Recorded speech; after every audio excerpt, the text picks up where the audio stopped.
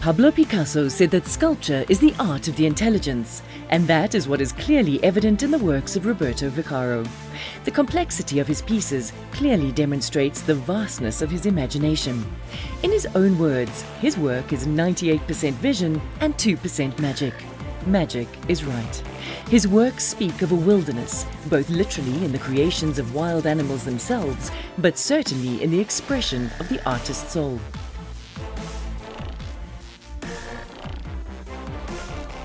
Roberto's works are a feat of enormous amounts of labor in the working of the steel and a fastidious process of organized complexity.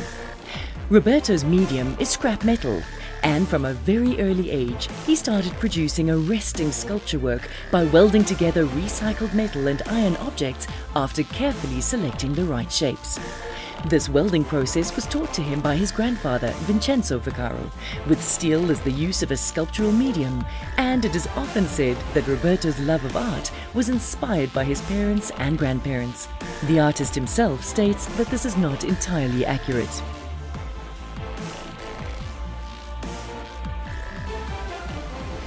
The artist chooses the animal depending on the overall presence of the beast and then over-enhances the aspects that society typecasts.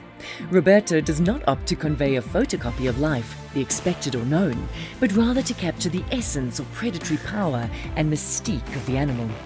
Although he says that the outcome is not always in his control, he is obnoxiously talented, his works ooze talent, and it is likely that much of his success is due to the fact that he maintains a constant happiness from being immersed in his workshop and under his mask. The world just disappears, he says, and he is launched into the world of Roberto Vaccaro until he emerges days and hours later with a piece that he himself is hard-pressed to believe he created.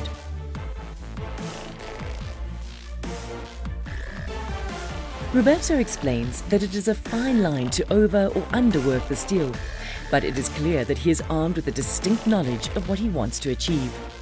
Vaccaro's inspiration comes not only from his grandfather, but also from his mother's intense passion for nature conservation.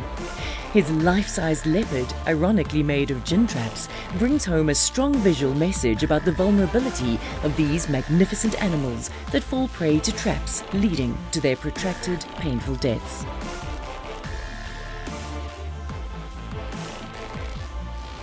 While Roberto does a great deal of planning, including detailed drawings before he starts sculpting, he says the shapes evolve rather organically, but at the same time he consciously strives for geometrical and symmetrical balance.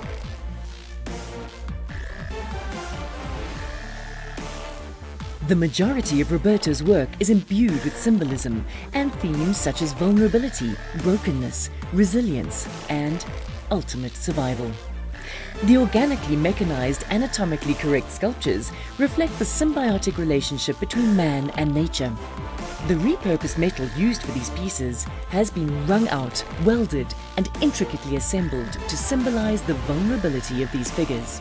Although Roberto briefly attended the Michaelis School of Art, he says that he owes his success to his grandfather's welding lessons and feels that he learned so much more with practical application rather than scholarly theory. Roberto is known predominantly for working in scrap rather than other more readily available mediums.